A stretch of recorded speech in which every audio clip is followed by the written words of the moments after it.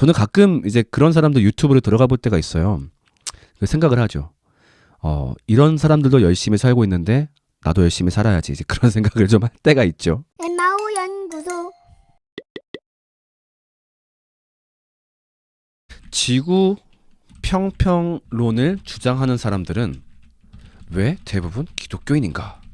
자, 여러분, 지구가 평평하다고 주장하는 사람들이 있습니다. 오늘날. 정말 어이가 없죠. 저는 가끔 이제 그런 사람들 유튜브로 들어가 볼 때가 있어요. 그 생각을 하죠. 이런 사람들도 열심히 살고 있는데 나도 열심히 살아야지. 이제 그런 생각을 좀 할 때가 있죠. 근데 재밌는 거는 그런 사람들 중에 거의 대부분이 기독교인들이에요. 그러니까 미국에 있는 플랫 어스 소사이어티라든가 국내에 있는 단체라든가 대부분 기독교인인 경우가 많아요. 도대체 이 기독교인과 이 말도 안 되는 음모론과 어떤 연관성이 있는 것일까? 그러니까 저는 연관성이 있다고 생각을 하거든요. 저는 이 얘기를 혹시라도 기독교인이 아닌 사람들이 먼저 분석할까봐 그러면 되게 자존심 상할 것 같아가지고 우리가 먼저 분석하려고 하는 거예요. 그래서 나도 그 문제 알고 있어. 우리도 그 문제 있다 생각하고 우리도 분명히 그게 잘못됐다라고 생각을 해. 이렇게 말하고 싶고 이분들의 추가적인 특징이 뭐냐면요. 기독교인이고 그 다음에 극우적 성향을 띠는 경우가 많아요. 그러니까 극우들이 가지고 있는 주제들을 함께 공유하는 경우가 많습니다. 그러니까 예를 들면은 뭐 어떤 일루미나티가 뭐 프리메이슨 같은 음모론을 따른다든가 창조과학을 신봉한다든가 세대주의적 종말론을 신봉한다든가 뭐 그다음에 뭐 WCC 음모론을 펼친다든가 그러니까 대부분 이런 그 우파적인 주제들을 함께 공유하고 있어요. 그래가지고 어떤 보수와 진보의 특징을 좀 말해야 여기에 대한 이해가 좀 될 거라 생각 들어요. 자, 근데 아시는 분은 아시겠지만 제가 예전에 극우의 탄생, 극좌의 탄생이라는 영상을 미리 만든 적이 있습니다. 일단 그 영상을 좀 미리 보시고 오시면 굉장히 이해에 도움이 될 거고, 네, 일단 지금은 좀 간단하게 설명을 좀 해볼게요. 저는 항상 이제 그런 주장을 하고 있어요. 이 보수와 진보는 성장 과정에서 크게 영향을 받는다. 이렇게 저는 늘 생각을 하거든요. 그러니까 어떤 친구들이 보수가 되냐면은 어렸을 때부터 좀 억압적이고 위계 질서 안에서 자랐던 사람들은 좀 보수가 돼요. 달리 말하면 이분들은 좀 모범적이에요. 그래서 어른들 말 잘 듣고 내모 반듯한 사람들이 대부분 보수적이에요. 자, 그 다음에 어떤 사람이 좀 진보적이냐면은 아무래도 좀 자율적인, 그러니까 어렸을 때부터 어떤 행동을 막 강요받거나 그러지 않고 자율적인, 좀 안 좋게 표현하자면은 방임적으로 자란 사람들이 진보가 되는 경우들이 많아요. 자, 그런데 문제는 그거죠. 이것이 극우와 극좌로 바뀌는 경우. 자, 어떤 경우에 극좌와 극우로 가느냐? 극좌부터 먼저 설명해 볼게요. 극좌는 어떤 거냐면은 친구한테 관심 받고 싶은 거야. 얘네들은 그 일진들을 동경해요. 항상 친구들한테 관심 받고 주목받고 리드하는 저 그룹들을 굉장히 동경해. 근데 그렇게 못했어. 그런 경우에는 이 극좌로 변질된 염려들이 굉장히 많아요. 그러니까 나도 그렇게 주목받고 좀 뭔가 사람들한테 인정받고 싶은데 그랬지 못했던 거야.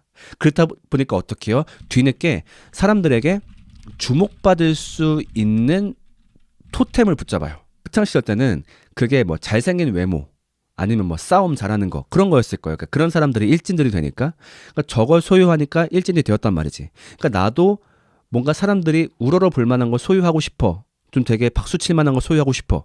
그래서 붙잡는 게 뭐예요? 보통 그 사람들이 박수 치는 가치들.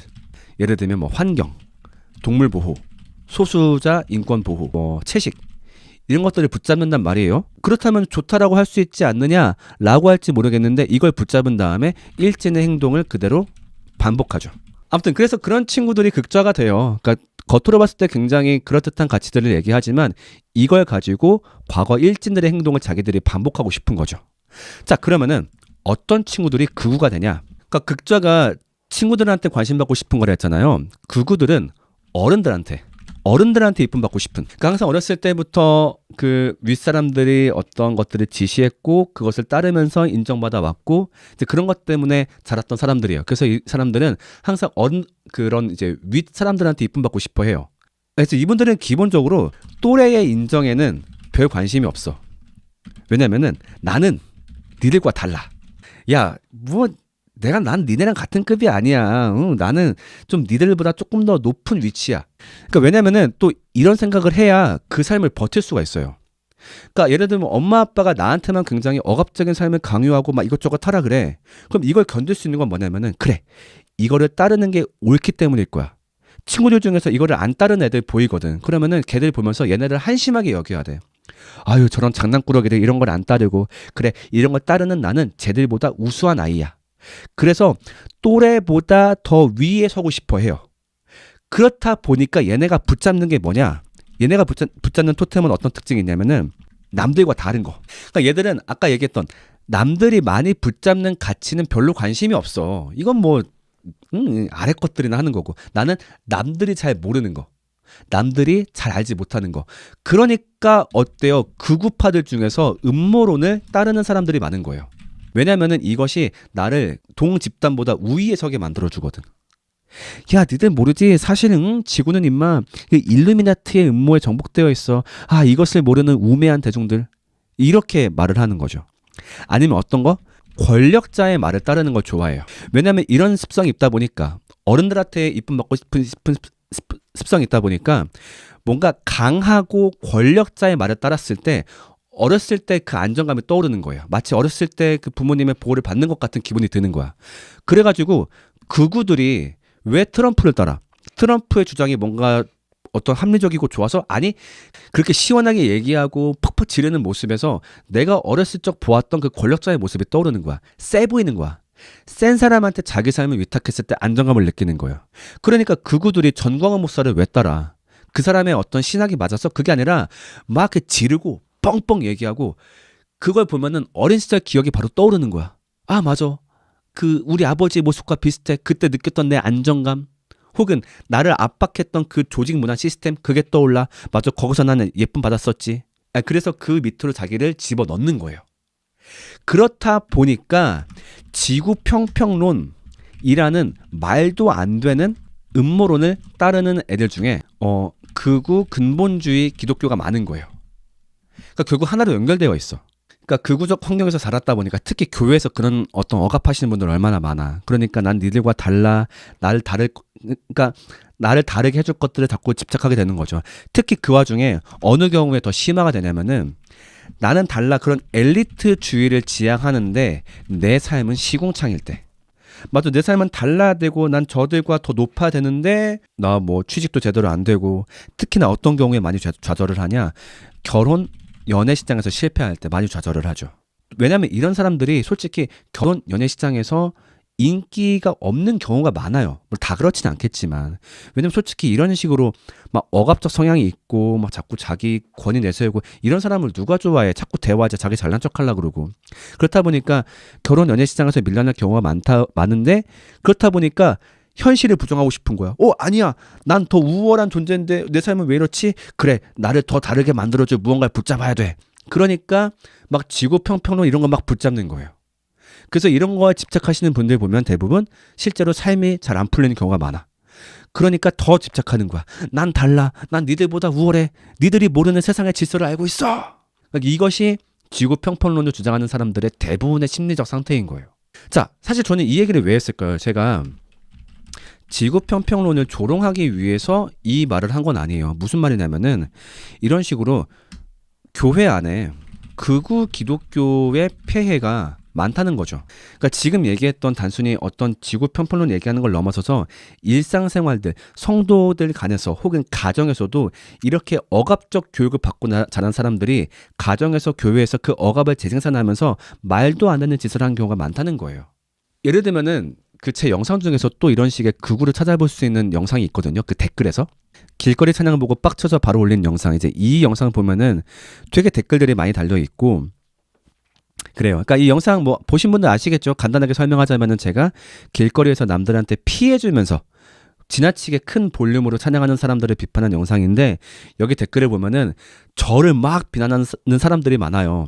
근데 너무 재밌는 건요. 그 사람들 클릭해서 들어가 보잖아요. 그러면 보통 이제 그 사람이 구독하고 있는 채널이 막 뜨는 경우가 많이 있거든요. 대부분 극우, 보수, 유튜버, 기독교를 좋아하는 사람이 대부분 그래요. 그분들이 왜 이거를 비판하냐면은 그분들 입장에서는 저렇게 피해를 줘도 된다는 거예요. 내가 억압받았다 보니까 계급론에 익숙해진 거야. 나도 억압받을 누군가를 찾는 거지. 그러니까 그런 점에서 교회를 안 다니는 애들은 나보다 하등한 애들인 거야. 그러니까 나는 오라, 진리. 나는 위, 쟤는 아래. 그러니까 저 아래 것들한테는 피해를 좀 줘도 되는 거예요. 뭐 시끄러우면 어때? 이게 진리고 맞서 싸워야 되고 세상과 저항해야 되고. 그런 사람들은 항상 이런 식의 계급론으로 세상을 바라봐요. 이런 식의 억압은 교회에서도 이어지고 가정에서도 이어져요. 그러니까 교회에서 아까 제가 뭐 술, 담배 주제 얘기했지만 억압하는 거죠. 무조건적으로 술 돼, 안 돼, 담배 돼, 안 돼. 너 했어? 넌 잘못됐고 정죄됐고. 집에서도 또 그 행동을 반복해요. 자녀한테 반복하고 뭐 배우자한테 반복하고. 그렇다 보니까 이런 식의 극우 기독교주의가 개개인한테 미치는, 개교회와 각 가정에 미치는 영향이 상당히 많아요.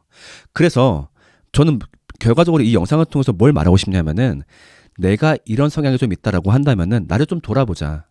내가 죄에 대해서 민감해서 하나님을 따르느라 그런 성향을 갖고 있는 게 아니라 어쩌면 그냥 내 어린 시절의 반향일 수 있다. 내가 억압적 교육을 받아왔기 때문에 누군가를 억압하고 싶어 하는 것은 아닌가.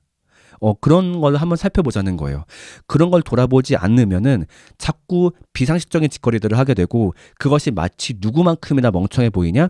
지구 평평론만큼이나 멍청해 보인다라고 얘기하고 싶은 거예요. 네, 그래서 제가 지구 평평론을 이야기했던 겁니다. 엠마 연구소. 에프티너라는 분이 할로윈과 인신제사라는 제목으로 설교 올린 것을 보고 기겁을 했습니다. 그러니까 그것도 저것도 다 계급론인 거야. 교회를 안 다녀? 술을 먹어? 이 새끼들은 나보다 계급이 낮은 놈들인 거야. 노예한테 말 좀 심하게 하면 어때? 나보다 하등한 애들인데. 그게 오히려 멋있고 당당하고 선포하는 거지. 그러니까 자기가 봤을 때 낮은 사람이면은 일말의 동정도 안 가지고 말을 함부로 하고, 또 자기도 자기가 어렸을 때부터 보아왔던 권력자의 모습을 모방하는 거죠. 말 세게 하고 함부로 하고. 또 그러면 누가 또 비슷한 성향의 사람들이 와서 박수를 쳐주니까.